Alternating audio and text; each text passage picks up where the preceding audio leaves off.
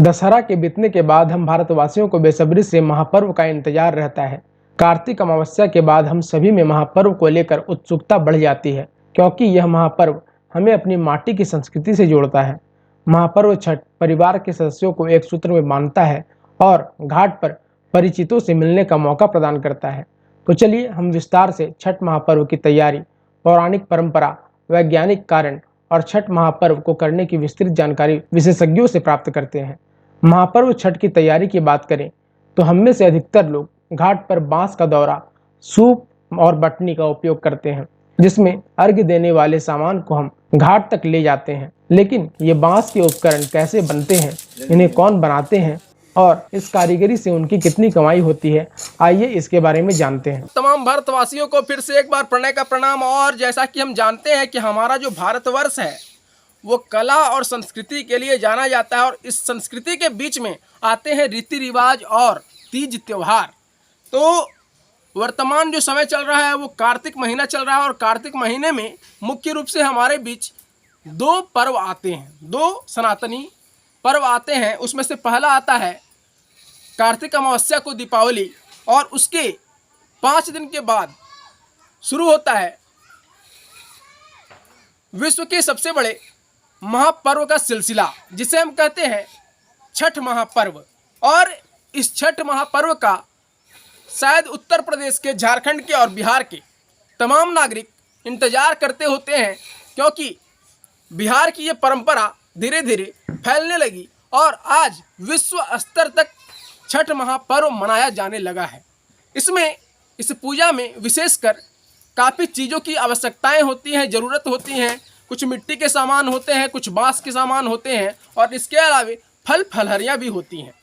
लेकिन आज हम जहाँ पहुँचे हैं वो जगह है झारखंड प्रदेश के गिरिडीह जिला स्थित फुलजोरी के महली टोली में, जहाँ करीब 100 परिवार बांस के कारोबार से जुड़ा है और भगवान दीनानाथ की आराधना के लिए इस वक्त मौनी सूप और टोकरियां बनाने में जुटा है। तो आइए उनमें से एक परिवार से हम मुलाकात करते हैं, जिनका नाम, और जो कि इंटरनेट सेंसेशन भी अभी कहे जा रहे हैं इस क्षेत्र में, और उनका नाम है संतोष महली। आइए उनसे पहले हम लोग बात करेंगे, विचार करेंगे कि सूर्य आराधना के बीच उनका क्या दायित्व बनता है, और वो लोग इसको कैसे देखते हैं और अपनी अर्थव्यवस्था को कैसे मजबूत करते हैं। वो अर्थव्यवस्था जो कि टिकी है सिर्फ बांस की कारीगरी और कारोबारी पर। चलिए मुलाकात करते हैं संतोष महली जी से। तो आइए हम जानेंगे कि इस छठ महापर्व के बीच इन बांस कारोबारियों के लिए क्या कुछ है खास। आइए बात करते हैं संतोष महली जी से। नमस्कार संतोष जी। नमस्कार भैया। आपसे हम सबसे पहले यहाँ पे जानना चाहेंगे कि ये जो छठ महापर्व है या जो अन्य महापर्व या त्यौहार आते हैं, उसमें आप लोगों को क्या फ़ायदा होता है, कैसे आप लोग लाभ ले पाते हैं? बहुत लोग मतलब लेते हैं, बोलते हैं कि छठ पूजा करना है, और कुछ त्यौहार होते हैं तो बोलते हैं कि हमको बना देना सामान, तो उस समय ज़्यादा हम लोग का बिक्री होता है बांस वाला सामान। सबसे पहले आपका नाम जानना चाहेंगे। हमारे जहरी देवी नाम है। बांस हमने 40 बरस से हमने काम कर रहा है बांस वाला, तो उतना फायदा ना हवे है। छठ पूजा में खाली फायदा हवे है, और है चले है उसने चले हो, और बिहार शादी भी जीवन तो चल रहा है, कोनो रकम मार भात से रोजगार चल रहा है। ये राशन बहुत देव करे वह से, मतलब हमने के उतना जीवन चलता है। हम लोग को माले सेल करने में दिक्कत होता है, जैसे कि ये व्यापारी बाहर से आता है, हम लोग से कुछ कम रेट में ले जाता है, उसके बाद जो है सो ज़्यादा कमाता है और हम लोग को कम प्रॉफिट मिलता है। दिक्कत ये है। दूसरी बात है कि पूंजी हम लोग का माने बहुत कम रहता है। सरकार से मदद मिलने के बाद हम लोग कुछ आगे बढ़ते। क्या नाम हुआ? मोहन ज़्यादा। भारतवर्ष में छठ की शुरुआत बिहार प्रदेश के देव से मानी जाती है, जिसके उपरांत यह महापर्व संपूर्ण बिहार, उत्तर प्रदेश, नेपाल और झारखंड में मनाया जाने लगा। धीरे धीरे महापर्व की लोकप्रियता और मान्यताओं के कारण इसे वैश्विक स्तर पर मनाया जाने लगा है। इसके पीछे काफी रोचक पौराणिक मान्यताएं रही हैं। तो आइए इस संबंध में विशेष जानकारी रांची के ज्योतिषाचार्य गोपाल मिश्र से लेते हैं। हम जिस भारतवर्ष में निवास करते हैं उस भारतवर्ष में काफी पर्व त्योहार मनाए जाते हैं।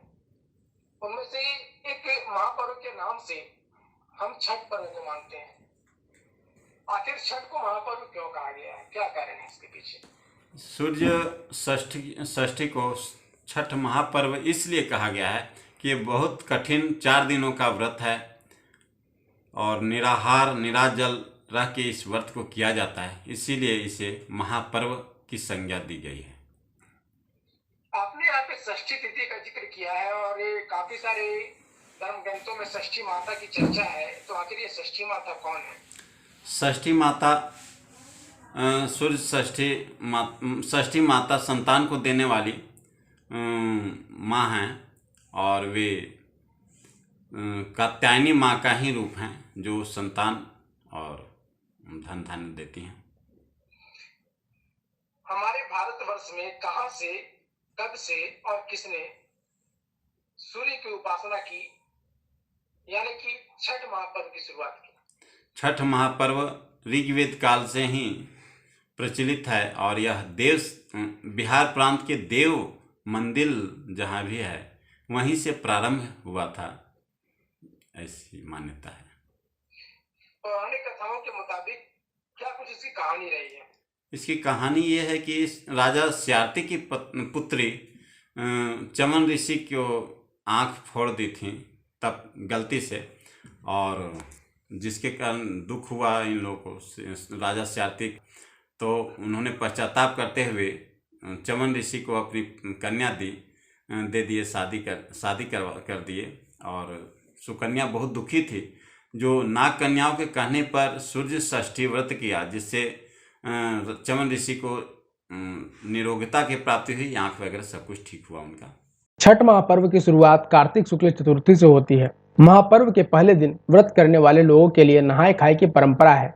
इस दिन स्नान आदि करने के बाद पूर्ण रूप से शुद्ध होकर आम की लकड़ी और मिट्टी के चूल्हे पर भोजन बनाने की परंपरा चली आ रही है, जिसमें मुख्य रूप से व्यंजन के रूप में कद्दू की सब्जी और अरवा चावल का सेवन भगवान को भोग लगाने के उपरांत किया जाता है। छठ महापर्व के दूसरे दिन यानी कि कार्तिक शुक्ल पंचमी को खरना या लोहंडा का प्रचलन है। खरना के दिन व्रत करने वाले श्रद्धालु स्नान आदि करने के उपरांत शुद्ध चावल, गौ माता के दूध और गुड़ का खीर बनाते हैं, जिसे भगवान सूर्य के पूजन के उपरांत व्रत करने वाले व्यक्ति पारंपरिक विधि विधान से प्रसाद के रूप में ग्रहण करते हैं।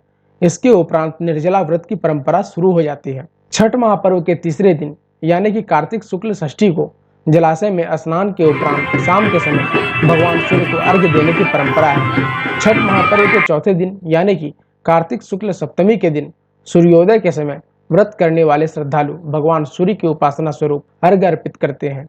उसके बाद हवन के माध्यम से महापर्व छठ की समाप्ति होती है।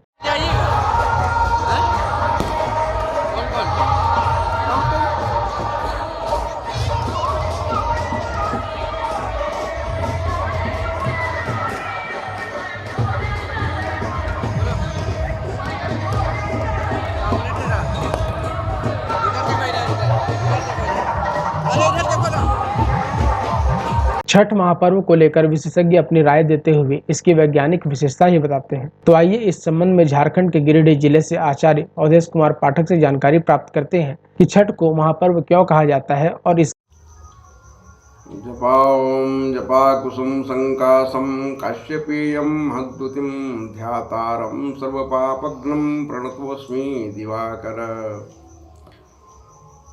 छठ पर्व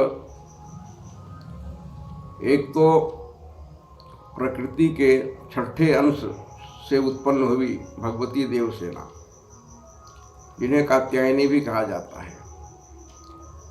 षष्ठी तिथि इनका नाम पड़ा। अभी षष्ठी के दिन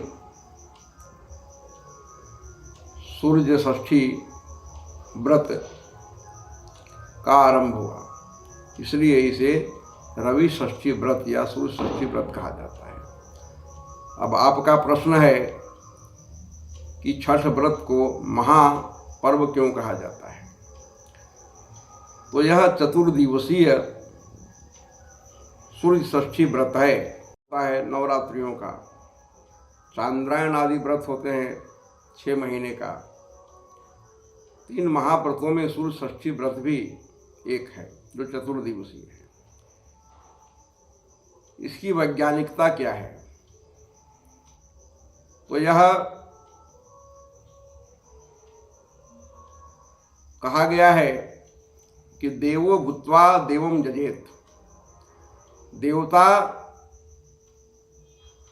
की अर्चना करनी हो तो देवता बनकर करो। तो सतोगुणी बनना पड़ेगा पहले, तब जाकर हम सतोगुणी देवताओं की पूजा की योग्यता प्राप्त करते हैं।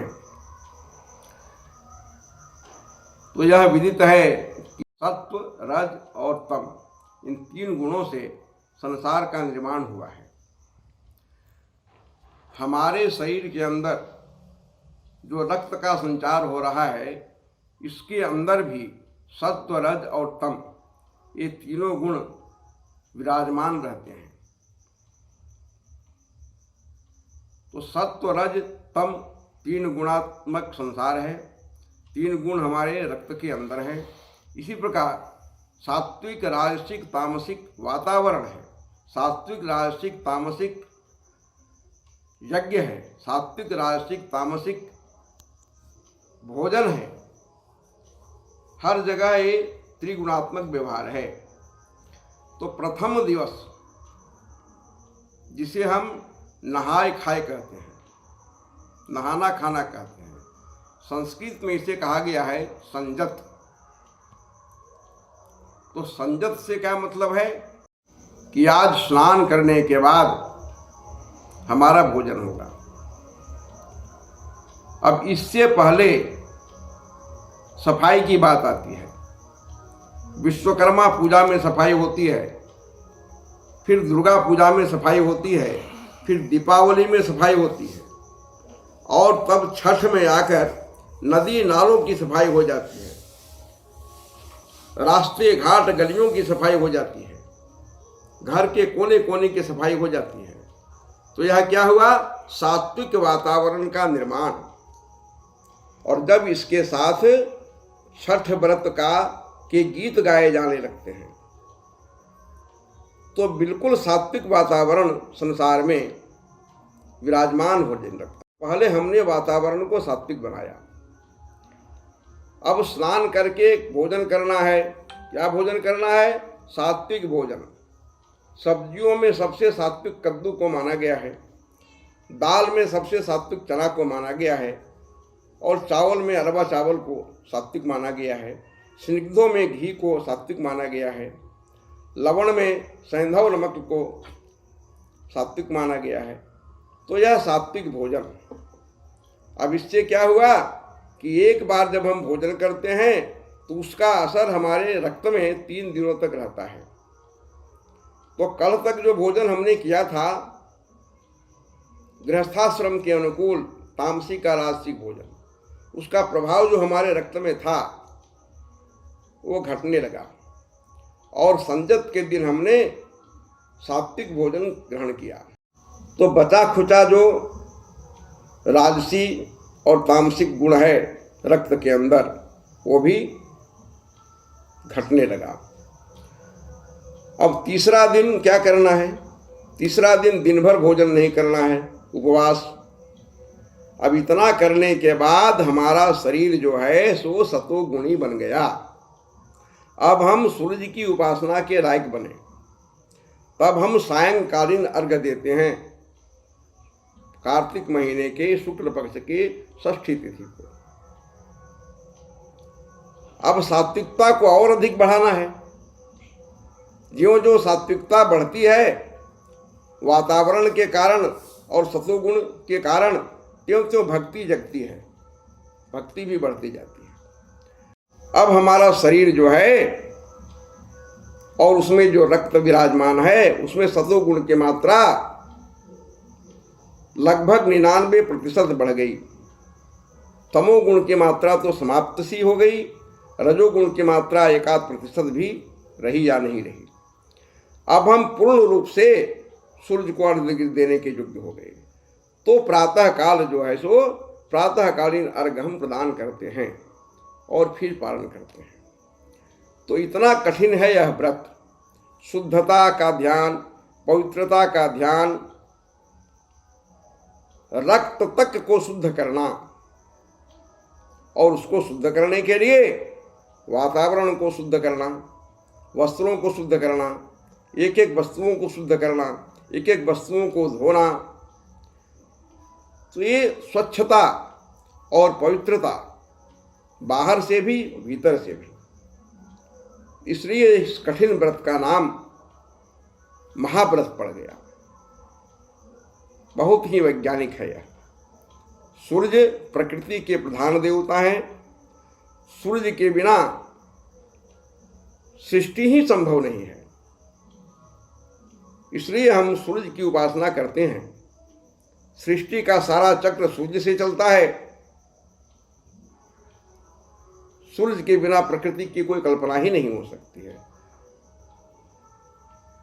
न वर्षा हो सकती है, न पेड़ पौधे हो सकते हैं, न वनस्पतियां हो सकती है, न ऑक्सीजन हो सकता है, और फिर जीवन की कोई कल्पना ही नहीं हो सकती है। हम छठ महापर्व को पूर्ण रूप से परंपरागत तरीके से मनाते आए हैं। सनातन धर्म में इसे प्रकृति पर्व भी कहा जाता है, क्योंकि यह महापर्व पूर्ण रूप से प्रकृति पर ही निर्भर है।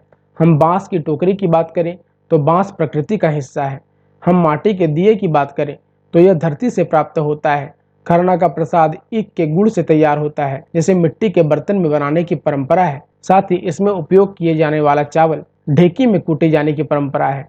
इसलिए छठ महापर्व को संस्कृति, रीति रिवाज और परंपराओं से जोड़ने वाला भी बताया गया है। महापर्व छठ के प्रसाद की बात करें तो शुद्ध आटे का ठेकुआ और चौरेठे का पुआ मुख्य है। इसके अलावा मौसम आधारित फल, कंद और मूल को महापर्व का विशेष प्रसाद माना जाता है। भारत की परंपराओं को संरक्षित करने में महापर्व छठ सहायक रहा है। बिहार के देव से शुरू हुई सूर्य आराधना ने आज वैश्विक महापर्व का रूप ले लिया है। यह केवल पूर्वी देशों में ही नहीं, बल्कि जहां जहां भारतीय निवास करते हैं उन तमाम देशों में भी महापर्व छठ की परंपरा शुरू हो चुकी है। ऐसे में हमें आवश्यकता है कि हम इन परंपराओं का विभिन्न माध्यमों से प्रसार करें, ताकि भारतीय संस्कृति को वैश्विक परंपराओं का सिरमौर बनाया जा सके।